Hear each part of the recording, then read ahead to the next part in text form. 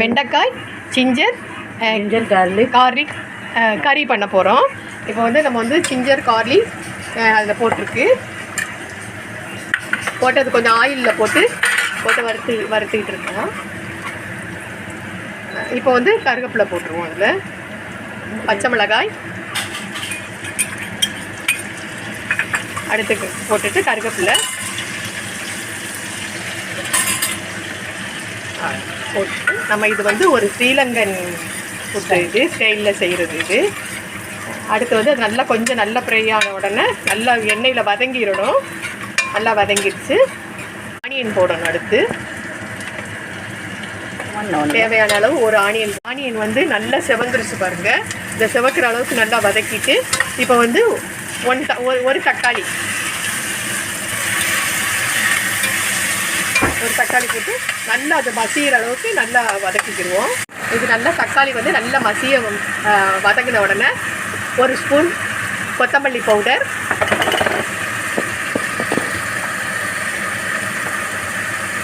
ஒரு ஸ்பூன் மிளகாய் பொடி, தேவையான அளவு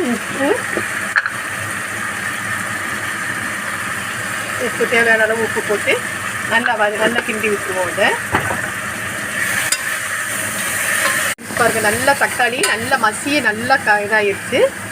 இப்போ அது வந்து இதில் வந்து நம்ம வந்து இதை போட்டுருவோம், வெண்டைக்காயை போட்டுருவோம்.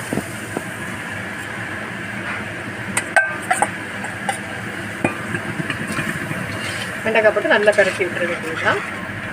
நல்லா எல்லா மசாலாவும் வெண்டைக்காவும் நல்லா கலக்கிற அளவுக்கு ஒரே மாதிரி நம்ம போட்டுருவோம்.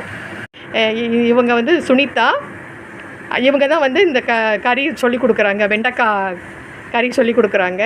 நம்ம வந்து வெண்டைக்காயை வந்து நல்லா ஃப்ரை பண்ணுவோம்ல, அப்படி பண்ணாமல் இந்த தக்காளி, வெங்காயம், பச்சை மிளகாய் பொடி, மல்லிப்பொடி போட்டு அதை மட்டும் அந்த வெங்காயம் நல்லா தக்காளி நல்லா மசித்த உடனே வெண்டைக்காயை போட்டாங்க.